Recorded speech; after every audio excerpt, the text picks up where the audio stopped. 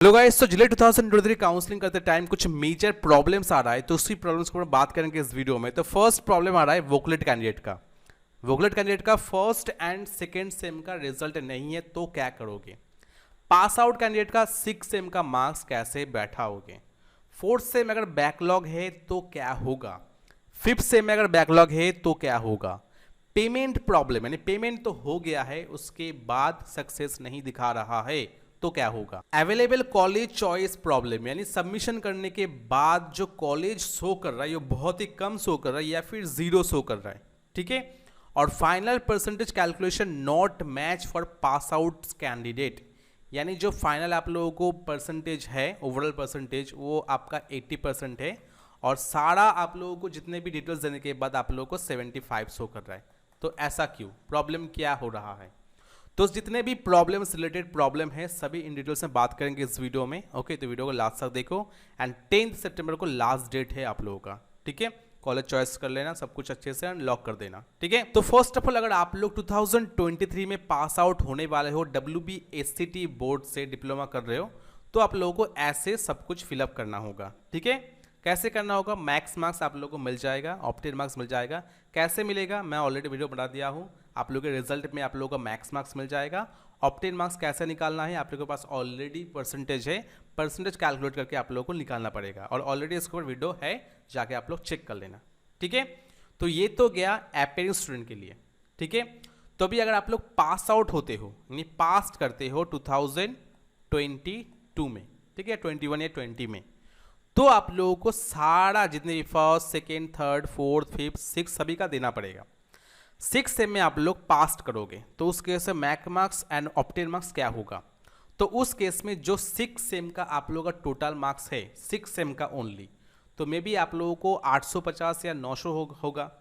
तो अगर आप लोगों का 850 या 900 होता है तो आप लोगों को वो इधर एंटर करना होगा।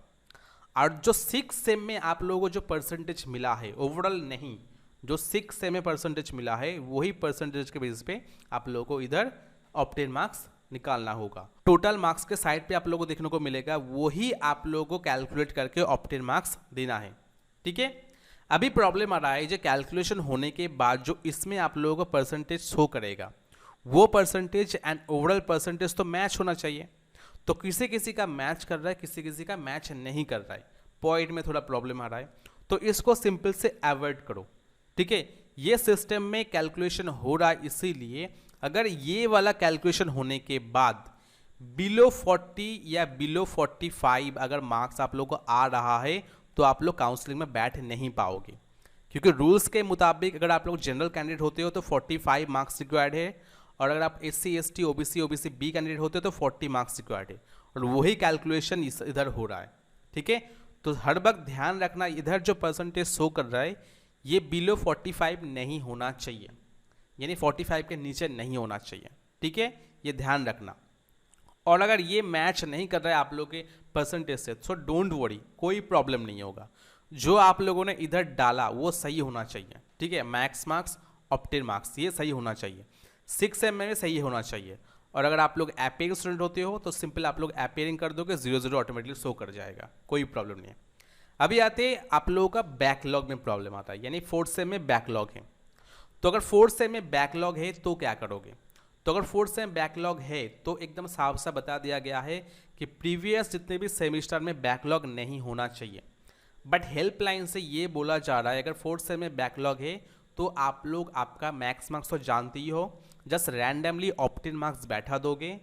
एंड जब आप लोग कॉलेज अलॉटेड होगा उस कॉलेज में जाके जब आप लोग डॉक्यूमेंट्स मांगेगा तब आप लोगों के पास अगर नहीं है, ठीक है, रिजल्ट, तो आप लोग बोलोगे कि हेल्पलाइन से बताया गया था कि इसमें एक रैंडमली नंबर पुट करें, क्योंकि हम लोग का 4th सेम का बैकलॉग पेपर दिया था, उसका रिजल्ट आ जाएगा एंड हम लोग एडमिशन ले लेंगे। वो अगर मान जाता है, ये कॉलेज के ऊपर डिपेंड करता है, कॉलेज अगर मान जाता है देन एडमिशन होगा।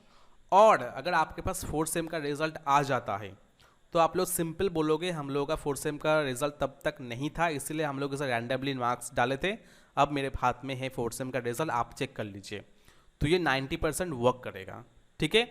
बट अगर 5th सेम में अगर आप लोगों का बैकलॉग आ जाता है तो कोई चांस नहीं है, क्योंकि आप लोग काउंसिल से बाहर हो जाओगे, क्योंकि साफ साफ बता दिया गया है कि प्रीवियस सेमिस्टर में तो बैकलॉग नहीं होना चाहिए, खास करके ऑड सेम में अगर बैकलॉग आता है तो आप लोगों का डॉक्यूमेंट्स वेरिफिकेशन नहीं हो पाएगा, आप काउंसलिंग से बाहर हो जाओगे। ठीक है, अभी आते हैं वोकलेट कैंडिडेट। तो वोकलेट कैंडिडेट के पास फर्स्ट सेम का और सेकेंड सेम का रिजल्ट नहीं है, तो हेल्पलाइन से एक मैम और एक सर, दो है। ठीक है, तो दोनों का ओपिनियन अलग अलग है। पिछले ईयर में ये बोला गया था, सभी जितने भी हेल्पलाइन से बोला गया था कि जो थर्ड सेम का रिजल्ट होगा वो फर्स्ट सेम में बैठाया जाएगा और जो फोर्थ सेम का रिजल्ट होगा वो सेकेंड सेम में बैठाया जाएगा। ठीक है, डिटो सेम, यानी थर्ड सेम में जो आप लोगों को मिला वो फर्स्ट सेम में बैठा दो और जो फोर्थ सेम में आप लोगों को मिला है मैक्स मार्क्स ऑप्टेन मार्क्स वो आप लोग सेकेंड सेम में बैठा दो। बट इस बार हेल्पलाइन से एक मैम ये बोल रहा है कि थर्ड सेम का जो आप लोगों को मार्क्स मिला है, ये वाला मार्क्स, वही मार्क्स आप लोग फर्स्ट सेम में एंड सेकेंड सेम में बैठाओगे। और एक हेल्पलाइन से एक सर बोल रहा है, ठीक है, वो बोल रहा है कि नहीं, थर्ड सेम का मार्क्स फर्स्ट सेम में एंड फोर्थ सेम का मार्क्स सेकेंड सेम में बैठाओ। ठीक है, तो देखो अगर आप लोग दोनों ही करते हो तो कोई गलत नहीं होगा। ठीक है, क्योंकि आपके पास एक्चुअली तो ये फर्स्ट सेम का सेकेंड सेम का तो नहीं है ना, रिजल्ट नहीं है।